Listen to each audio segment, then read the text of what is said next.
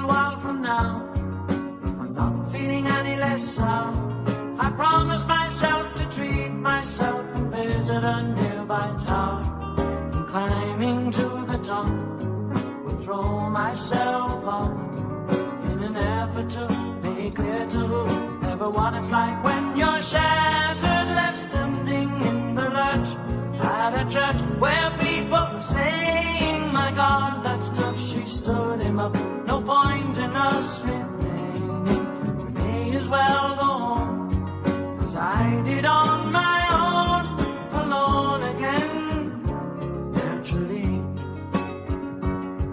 To think that only yesterday I was cheerful, bright and gay, looking forward to what wouldn't do the role I was about to play.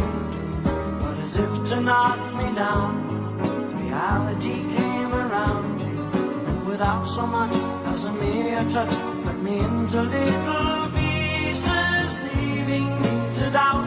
Talk about God in His mercy, if He really does exist, why did He deserve me in my hour of need?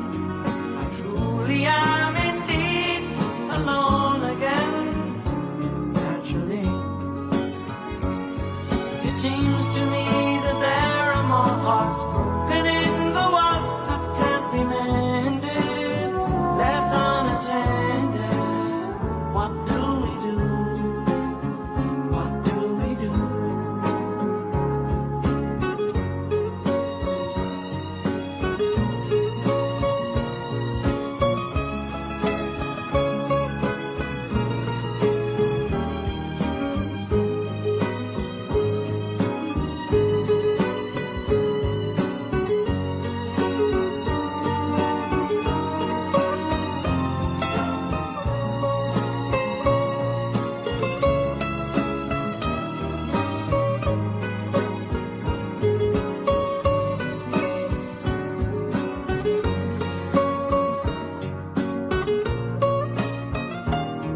Alone again, naturally.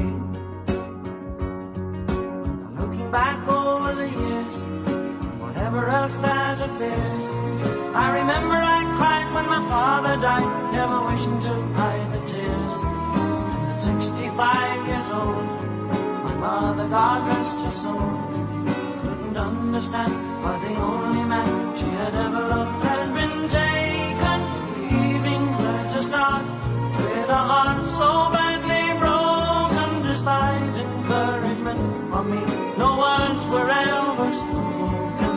When she passed away, I cried and cried all day, alone